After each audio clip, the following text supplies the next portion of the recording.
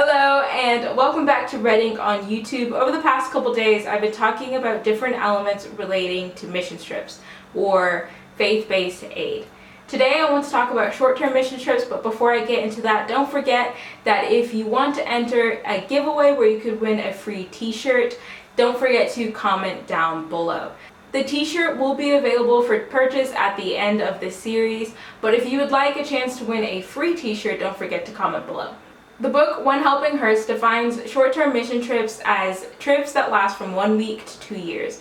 When I was in school, every year our school would send out groups of students and teachers to different areas around Kenya.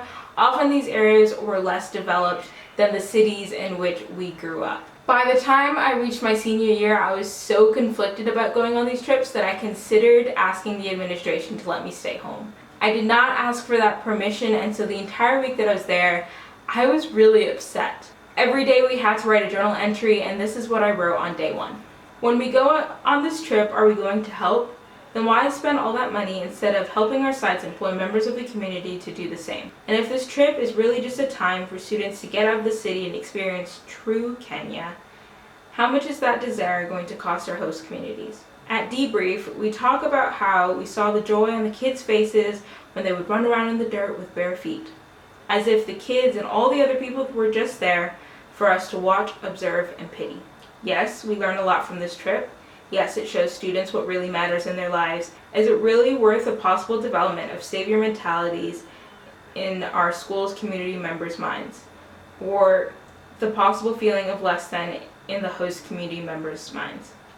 I don't know, and so I don't know how I feel being here.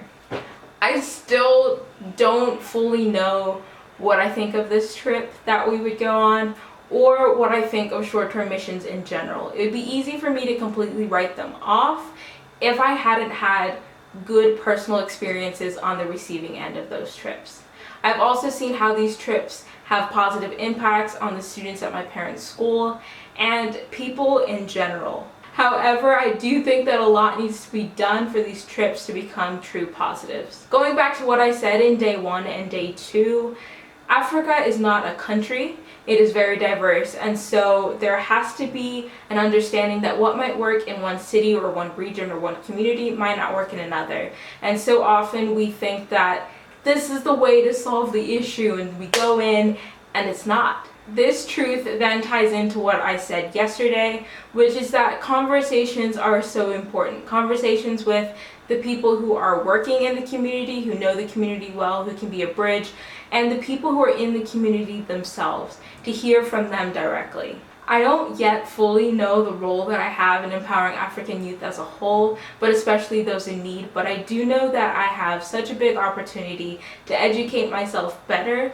on aid and the best way forward. I also know that I need to keep having conversations with people who know more than me and who can help me see different perspectives. In an effort to understand more what I can do to help the 230 plus million youth in Africa, I've tried to do a lot of reading. Earlier this year, I read When Helping Hurts. I would highly recommend it. It helped verbalize a lot of questions and thoughts that I had, and it's a great start. I've also started reading Destined to Leave a Legacy by John Murenga, who is a Kenyan author, as well as This Child Will Be Great, which is a memoir about the first African woman president from Liberia. And then hopefully in the next 2 weeks or so, I'll begin reading Dead Aid. Please let me know in the comments below any other resources that you think I should check out, and any questions that you've had regarding short-term mission trips or aid in general. Thank you so much for watching. I will see you tomorrow, and remember, Africa is not a country.